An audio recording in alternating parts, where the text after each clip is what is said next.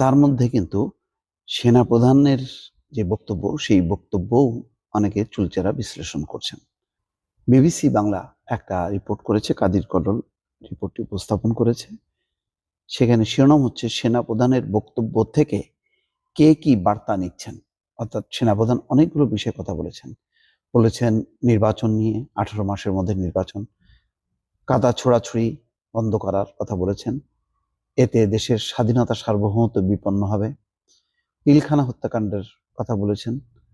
অর্থাৎ এই বিষয়ে যাতে সবাই খুব যুক্তিসঙ্গত কথাবার্তা বলেন, আইন শৃঙ্খলা পরিস্থিতি নিয়ন্ত্রণে পুলিশ, র্যাব, বিজিবির ব্যর্থতা, সেনাবাহিনীর সীমাবদ্ধতা, সে কথাটাও কিন্তু তিনি বলেছেন। এই সমস্ত কথা তিনি কেন বললেন, এ নিয়ে চুলচেরা বিশ্লেষণ হচ্ছে। বিবিসির বক্তব্য হচ্ছে যে, জেনারেল ওয়াকারুজ্জামানের এই বক্তব্য দেওয়ার সময় তার শারীরিক ভঙ্গি এবং বক্তব্যের ভাষাও বেশ কঠোর মনে হয়েছে। রাজনীতিক কেউ কেউ এতে অবাক হয়েছেন। তিনি যে বডি ল্যাঙ্গুয়েজে ছিলেন এবং খুব মেপে মেপে কথাগুলো বলেছেন, কিন্তু বার্তাগুলো খুব স্পষ্ট। আর সেই কারণে বলছেন যে তার এই অবস্থানটা কেন, এতে রাজনীতিকরাও অবাক হয়েছে। কারণ অন্তর্বর্তীকালীন সরকারের গত 6 মাসে বিভিন্ন সময় বিভিন্ন অনুষ্ঠানে সেনাপ্রধান যেসব বক্তব্য দিয়েছেন, সেসব বক্তব্যের সঙ্গে সর্বশেষ বক্তব্যের পার্থক্য সহজেই দেখা যায়। অর্থাৎ এর আগে তিনি কিন্তু খুব গুরুত্বপূর্ণ কোনো বিষয় বলেননি। এমনি নর্মাল যেই বক্তব্যগুলো, প্রথাগত যে বক্তব্যগুলো, সেইগুলি তিনি দিয়েছেন। কিন্তু ওই রাওয়া ক্লাবের বক্তব্য যে ভাষা ছিল বেশ কঠোর এবং ইঙ্গিতপূর্ণ। বিশেষ করে জুলাই গণঅভ্যুত্থানের গত 5ই আগস্ট শেখ হাসিনার শাসনের পতনের দিনে রাজনৈতিক দলগুলোর সঙ্গে বৈঠকের পর সেনাপ্রধান বক্তব্য দিয়েছিলেন।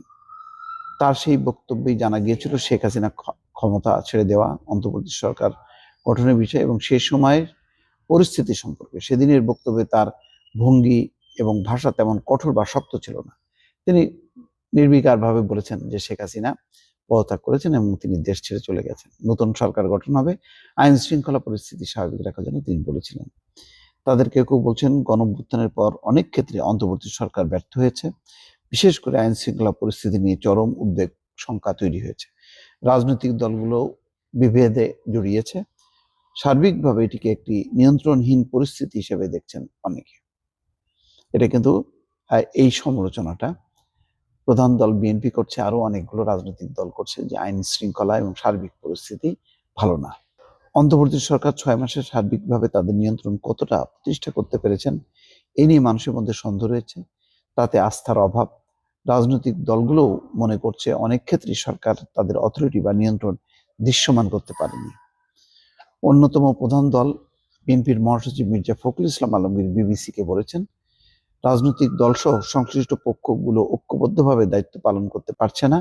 সে কারণে সেনাপ্রধানকে সবাইকে সতর্ক করে বক্তব্য দিতে হয়েছে বলে তিনি মনে করেন। রাজনৈতিক দলগুলো আর সংশ্লিষ্ট পক্ষগুলো ঐক্যবদ্ধভাবে কাজ করার দরকার ছিল। তাদেরই সরকার হচ্ছে ইউনূস সরকার। সেই ক্ষেত্রে রাজনৈতিক দলগুলোর মধ্যে ব্যর্থতা আছে, সেই কারণেই সেনা প্রধান বক্তব্য দিয়েছেন। এটা মির্জা ফখরুল ইসলাম আলমগীরের বক্তব্য। সেনাপ্রধান রাজনৈতিক দলগুলোর বিভেদ সহ বিভিন্ন বিষয়ে বারবার সতর্ক করে কঠোর ভাষায় এই বক্তব্য দিয়েছেন মঙ্গলবার ঢাকায় রাওয়া ক্লাবে। সীমান্ত রক্ষী বাহিনী সদর দপ্তরে 2009 সালে হত্যাকাণ্ডে নিহত সামরিক কর্মকর্তাদের স্মরণে ওই অনুষ্ঠানের আয়োজন করা হয়। জেনারেল ওয়াকারুজ্জামান সতর্ক করে বলেছেন, নিজেরা কাদা ছোড়াছুড়ি, মারামারি ও কাটাকাটি করলে দেশ ও জাতির স্বাধীনতা বিপন্ন হবে। তিনি বলেন, এই দেশ সবার, আমরা সুখে শান্তিতে থাকতে চাই, আমরা চাই না হানাহানি, কাটাকাটি, মারামারি। এমন এক